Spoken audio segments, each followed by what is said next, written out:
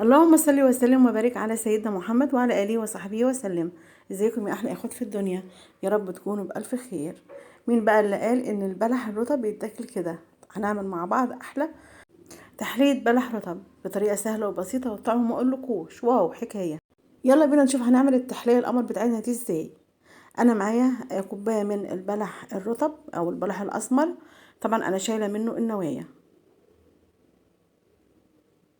معايا شفشق الخلاط، هحط فيه كوبايه البلح الرطب، وهضيف على كوباية البلح الرطب حوالي 3 كوبايات من اللبن الحليب كامل الدسم، وهضيف عليهم حوالي 3 معالق من النشا. كل كوباية من لبن الحليب عليها معلقة من النشا.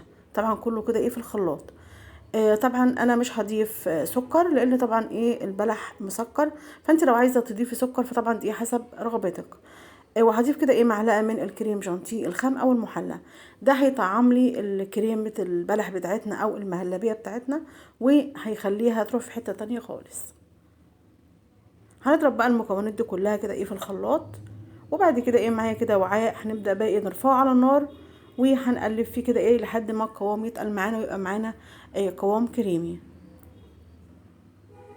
طبعا انت كده في التقليب فيه على طول علشان ما يتلسعش منك. واهم حاجه بس ما تكوني مهديه النار، ما تكونش النار يعني عاليه.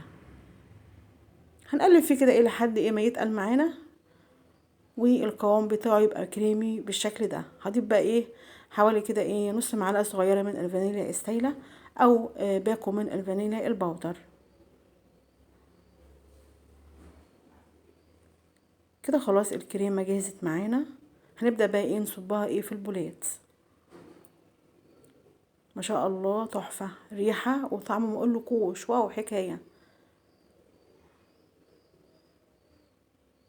هتسيبيها بقى لحد ما تبرد، وبعد كده تدخليها التلاجة وتاكلي منها بقى بالهنا والشفا.